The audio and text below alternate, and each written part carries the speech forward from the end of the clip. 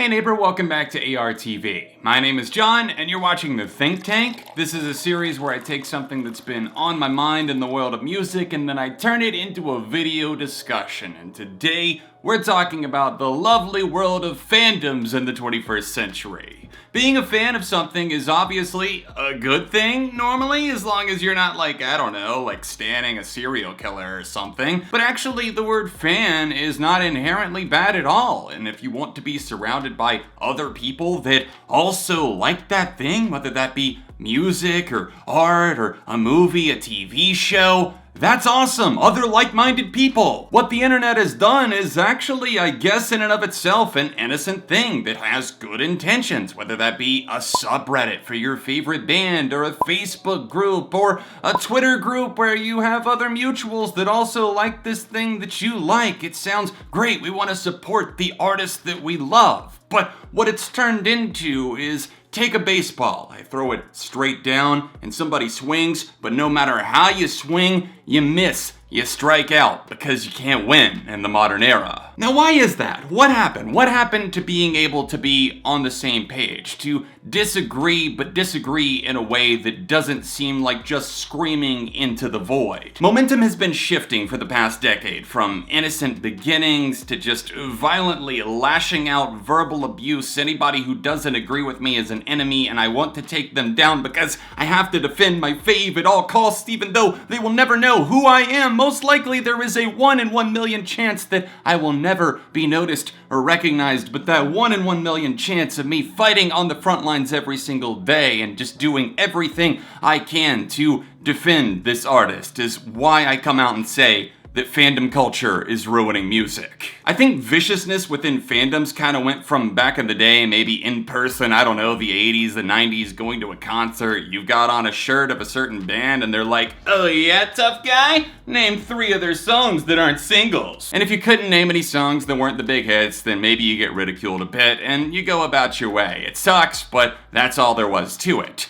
Now imagine that there's thousands, if not hundreds of thousands of people who can rise up and storm your gates if you dare to have any sort of opinion that doesn't fall in line with what everyone else is saying or else telling themselves to believe because they want to please their fave. It's absolutely terrifying. Hive mind culture is dangerous, and I can't imagine how anybody must feel, especially young people, that maybe have an opinion that doesn't line up with what everybody else is saying, and if they set off the wave of dominoes, then they unleash a wave of hatred towards themselves, so they feel that they can't express their own opinions, or maybe if they don't like something, or if they're displeased, or maybe if they're just offering a small suggestion for something to be changed in the future. I've been reviewing music on YouTube for over a decade, and I think I have some level of expertise at least into seeing the changing tides when it comes to fandoms, and the way that music fans kind of live and breathe, how that space has been altered. Before it was about being excited because you love something, you want to support this artist, maybe you're buying their CD, you're buying vinyl, you're streaming their music and telling other people about it because you're so excited, and it's gone from that to shoving something down your throat and hey, if you don't like that, then what the hell? Are you some sort of insane, crazy, horrible taste person? Let's bully the shit out of them until they either A, delete their account, B, go private, or C, just try to fall in line to please you. I realize that this problem extends far beyond just fandoms and bowing to the will of people and outrage culture, and how Twitter can feel like this cesspool in particular for canceling things or for canceling someone, and canceling has gone to reach for things like, oh, your opinion doesn't line up with mine, so therefore you're a horrible person. Hive mind mentality is dangerous, my friends. It's a scary game, and caring only about chart placements or numbers or how successful we are. If we debut on top of the charts, that's the only thing that matters. I don't care if I'm using up my mom's entire credit card that she spent a month working for. We're buying 20 copies of this song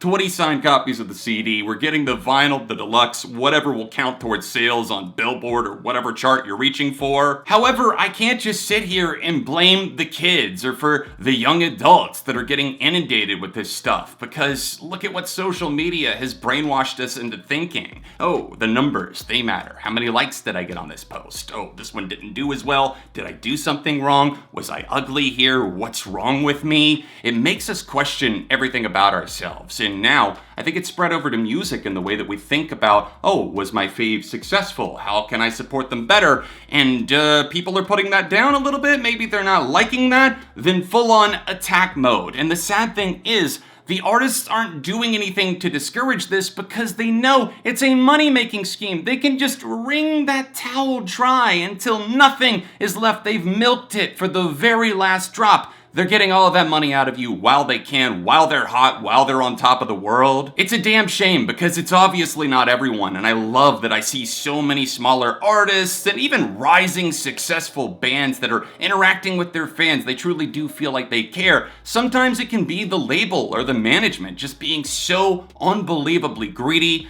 and also people not shutting shit down and almost encouraging the cyberbullying because their ego can't take the hit. I know that we all do this. It's like we see one negative thing from a random user and there could be 100 positive comments surrounding it, but we focus in on that one. And then we blast that out. We put that person on the spot by saying, well, look at what this person is saying. I need some validation here. And I'm guilty of doing that too. But I think that there's also a difference when you start to get into the millions of followers, of listeners, and you start to take that and you misuse that responsibility. You use it to attack, to defend your personality, your ego. Even when maybe you were off your game, you feel a little bit challenged about it. So you take it, turn it, and get the fans to do the dirty work for you. So, oh, well, the blood's not on my hands. It gets to the point where it feels like a Noel Miller video, where he could just look at you and you know that you're supposed to hit the like button. They can look a certain way, they can tweet maybe something that seems inconspicuous. You don't exactly know what it means if you're an outsider, but if you're in the fandom, then you know them's fighting words and I have to go attack everybody. What a tiring life! What an exhausting existence that must be. To spend your day on Stan Twitter, on Instagram, looking through and scrolling through subreddits or TikTok, just trying to find somebody whose opinions don't align with your own. And then you have to go and attack, you have to bully them into submission. I've had so many people circle back to me in Instagram DMs and YouTube comments and apologize, saying, John, I used to be a massive hater of yours because everybody had convinced me that you're just